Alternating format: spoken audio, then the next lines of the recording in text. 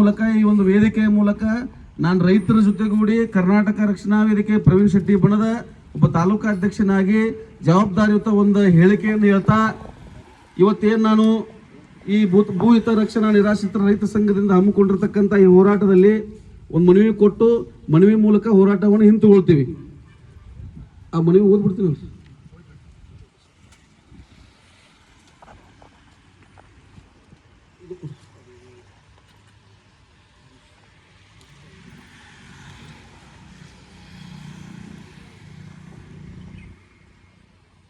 ಮಾನ್ಯ ಜಿಲ್ಲಾಧಿಕಾರಿಗಳು ವಿಜಯಪುರ ಇವರಿಗೆ ವಿಷಯ: ಮುಳವಾಡ ಗ್ರಾಮದಲ್ಲಿ KIADB ಧಾರವಾಡ ಲಕ್ಕಮ್ಮನಹಳ್ಳಿಯವರು ಮುಳವಾಡ ಗ್ರಾಮದ ರೈತ ಭೂಮಿಯನ್ನು ಭೂಸ್ವಾಧೀನಪಡಿಸಿಕೊಂಡು ಒಟ್ಟು ಕ್ಷೇತ್ರ 3230 ಎಕರೆ 3 ಗುಂಟೆ ಎಕರೆಗೆ ಯಾವುದೇ ಅವಾರ್ಡ್ ಮಾಡದೆ ಒಂದೇ ಕಂತಿನಲ್ಲಿ ಪರಿಹಾರ ವಿತರಿಸದೆ ಹಂತ ಹಂತವಾಗಿ ವಿತರಿಸಿದ್ದು ಮತ್ತು ಕೊಡಬೇಕಾದ ಬೇಡಿಕೆಗಳನ್ನು ಕೊಡದೆ ರೈತರಿಗೆ ದೊಡ್ಡ ಮಟ್ಟದಲ್ಲಿ ಮೋಸ ಮಾಡಿದ್ದು, ಇದರ ಕುರಿತು ಹೋರಾಟ ಮಾಡಿದ್ದು, ಇದರ ಪ್ರಯುಕ್ತ ಮಾನ್ಯ ಜಿಲ್ಲಾಧಿಕಾರಿಗಳು ಹಾಗೂ ಜಿಲ್ಲಾ ದಂಡಾಧಿಕಾರಿಗಳು ಸಭೆ ಕರೆದು ಜಮೀನು ಕಳೆದುಕೊಂಡ ನಮ್ಮ ರೈತರಿಗೆ ಧಾರವಾಡ SLO ಡಾಕ್ಟರ್ ಕವಿತಾ ಯೋಗಪ್ಪನವರ ಇವರು ಒಳಗೊಂಡು ಇವರು ಮಾತನಾಡಿ ನಿಮ್ಮ ಎಲ್ಲ ಬೇಡಿಕೆಗಳನ್ನು ಈಡೇರಿಸುತ್ತೇವೆ ಅಂತ 30 ದಿನಗಳ ಗಡುವು ನೀಡಿರುತ್ತಾರೆ.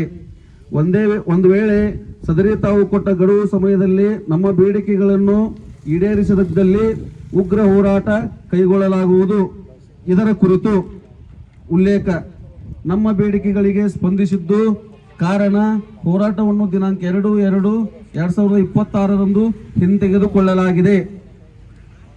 ಮಾನ್ಯರೇ, ಮೇಲ್ಕಾಣಿಸಿದ ವಿಷಯ ಹಾಗೂ ಉಲ್ಲೇಖದನ್ವಯ ತಾವು ಕೊಟ್ಟ 30 ದಿನದವರೆಗೆ ಕಾಲಾವಕಾಶ ತೆಗೆದುಕೊಂಡಿದ್ದು, ಸದರಿ 30 ದಿನಗಳಲ್ಲಿ ರೈತರಿಗೆ ಪರಿಹಾರ ಮತ್ತು ಬೇಡಿಕೆಗಳನ್ನು ಈಡೇರಿಸದೇ ಇದ್ದ ಪಕ್ಷದಲ್ಲಿ ರೈತರ ಭೂಮಿಯನ್ನು ಸ್ವಾಧೀನ ಪಡೆದುಕೊಂಡ ಜಮೀನುಗಳಲ್ಲಿ ಯಾವುದೇ ಕಾಮಗಾರಿಯನ್ನು ಮತ್ತು ಫ್ಯಾಕ್ಟರಿ ಪ್ರಾಜೆಕ್ಟ್ ನಮ್ಮ ಎಲ್ಲ ಬೇಡಿಕೆಗಳನ್ನು ಮತ್ತು ಪರಿಹಾರ ಕೊಡುವ ತನಕ ಸ್ಥಗಿತ ಮಾಡಬೇಕು.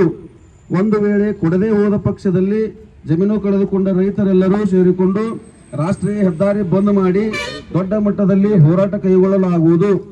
ದಯಾಳುಗಳಾದ ತಾವು ಇವುಗಳಿಗೆ ಅವಕಾಶ ಕೊಡದೆ ರೈತರಿಗೆ ಕೊಡಬೇಕಾದ ಪರಿಹಾರ ಹಾಗೂ ಬೇಡಿಕೆಗಳನ್ನು ಈಡೇರಿಸುತ್ತೀರೆಂದು ರೈತರೆಲ್ಲರೂ ನಂಬಿರುತ್ತಾರೆ. ನಮ್ಮ ಬೇಡಿಕೆಗಳು 2013ರ ಕಾಯ್ದೆಯ ಪ್ರಕಾರ ಅವಾರ್ಡ್ ಮಾಡಿ 1 ಎಕರೆಗೆ ನೀರಾವರಿ ಜಮೀನಿಗೆ 24 ಲಕ್ಷ ಮತ್ತು ಕುಷ್ಕಿ ಜಮೀನಿಗೆ 1 ಎಕರೆಗೆ 20 ಲಕ್ಷ ರು ಪರಿಹಾರವನ್ನು ಕೊಡಬೇಕು. ಅದು ಕೋರ್ಟ್ ಆದೇಶದ ಪ್ರಕಾರ.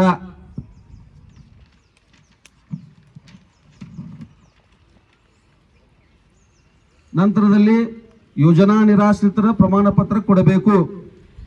3ನೇದ್ದು ನೋಂದಣಿ ರಿಯಾಯಿತಿ ಪ್ರಮಾಣ ಪತ್ರ ಕೊಡಬೇಕು. 4ನೇದ್ದು ಜಮೀನುಗಳಲ್ಲಿ ಇರುವಂತಹ ಗಿಡ ಮರಗಳು ಮತ್ತು ಬಾವಿ ಕೊಳವೆ ಬಾವಿ ಇವುಗಳ JMC ಪ್ರಕಾರ ಪರಿಹಾರ ಹಾಗೂ 18% ಬಡ್ಡಿ ಸೇರಿಸಿ ಪರಿಹಾರ ವಿತರಿಸಬೇಕು. 5ನೇದ್ದು ಜಮೀನು